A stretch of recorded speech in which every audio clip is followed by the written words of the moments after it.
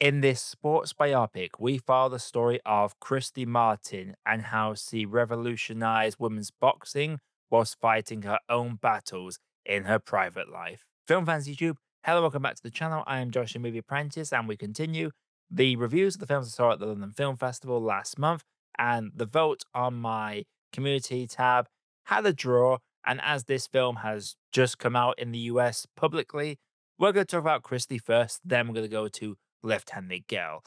This stars Sydney Sweeney and is directed by David Michod. It also stars Ben Foster, Jess Gabor, and Merritt Wever. Before I get into my full thoughts, if you'd like to see the channel, click the like button, subscribe for more videos that's coming all the time. But let's talk about this film, Christy.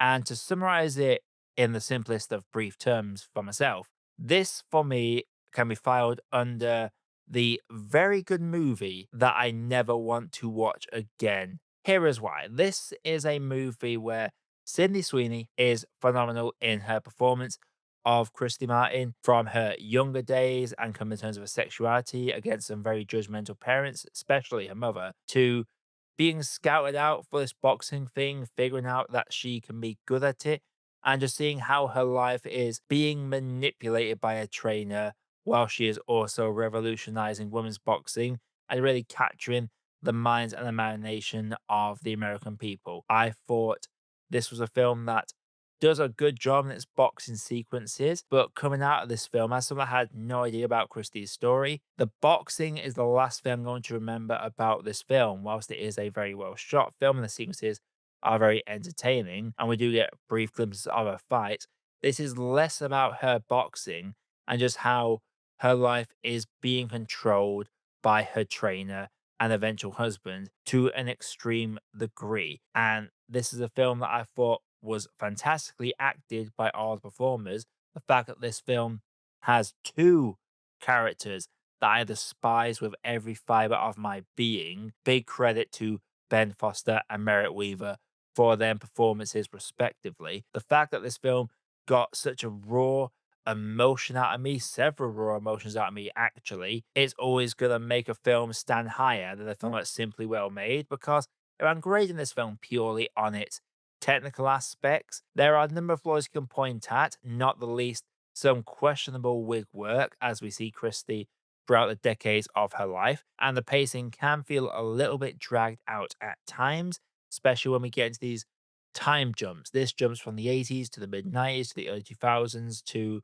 the late 2000s, and sometimes they feel very sudden, very rapid. It feels there's no natural progression, whilst it is trying to really shine a spotlight on her career as this amazing boxer that is killing it in women's boxing in an era where women's boxing was definitely not taken seriously at all. The fact that the film doesn't have as much to remember about that aspect purely because this is less about her career in boxing by the end of it and more about her as the individual behind it and how she struggles to find what she is, like how she is within herself.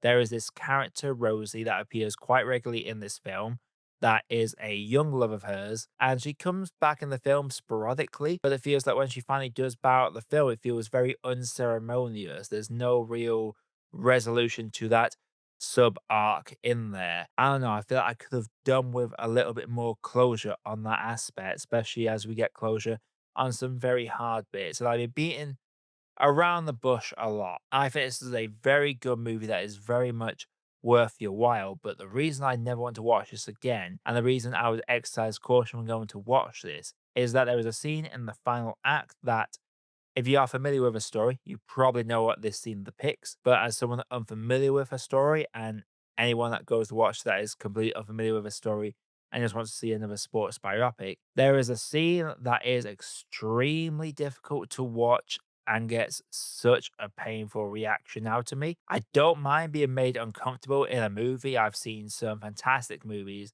that's designed to make you feel uncomfortable, but there is a point where it feels like the scene goes on for a little bit too long. It feels like it's very much relishing in the uncomfortableness of its audience. It drags out to a painful degree. Just a minute off this scene what made me feel a little bit better about it was the fact that this scene just kept going and made me very uncomfortable, was very difficult to watch. It kind of kills that sense of enjoyment when watching this film. And I will say up front that whilst this film is definitely get mixed reviews across the board, because there are definitely a number of technical aspects that don't work and pacing wise and character development wise and character arc wise. But in terms of raw performances in this, Sydney Sweeney is phenomenal.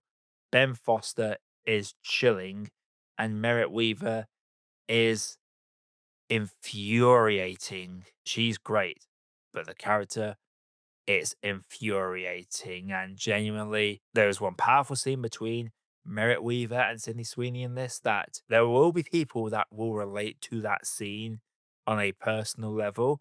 And I would exercise caution to anyone that has struggled with themes of gaslighting, manipulation, domestic abuse. It's all in there to the point that you forget this is a film following a boxer in a career as we really get into her struggles in her home life. The crux of it all, the big crescendo, that's a scene that just goes on. It's a tough watch. That takes nothing away from the filmmakers. I think this is a very good movie. Whilst it does have its questionable hairstyling and wig work, and its pacing is a little bit off, and as I've said, could have done with some more resolution with certain characters. And I would have loved a little bit more focus on her boxing aspect, because whilst it is showing a lot of boxing in there, I couldn't really tell you too much about her as a boxer versus this woman that's gone through all these struggles back home instead. That might be the story I wanted to tell, less about the boxing, more about them being this fighter, this survivor. If that was the intention, then fair enough. But for me, I could have done with a little bit more to make the boxing stick just as much as the home life stuff does, because that's where the film shines the strongest. And I would not be surprised if there is some awards nods for this, at least nomination wise. But before I get into my overall grade, if you like what you are seeing on the channel, make sure you are clicking that like button and subscribe for more London Film Fest reviews that's coming all the time. And obviously, I'm going to start reviewing more general releases coming out.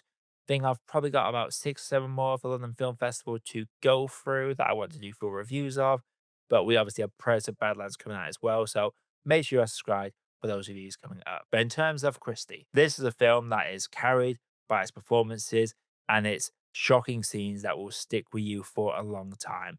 Also, definitely questionable elements of the film when it comes to its taste and its depiction and what it chooses to show in terms of their life. Because as someone that's said to have revolutionized women's boxing, I am not seeing enough connection with the boxing side than I am doing with the home life, and that for me is a drawback.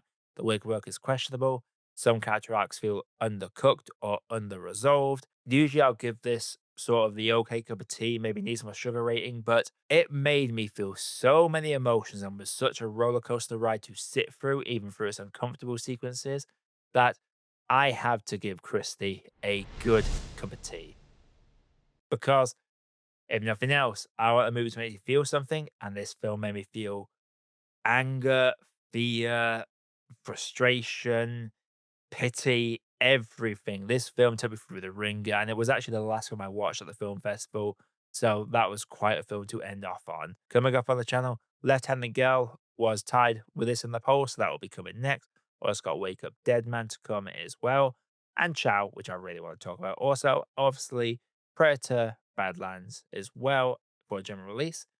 And yeah, just end of the day. All reviews coming all the time. But until then, everybody, my name is Josh. I've been your movie apprentice, and I'll see you all in the next video.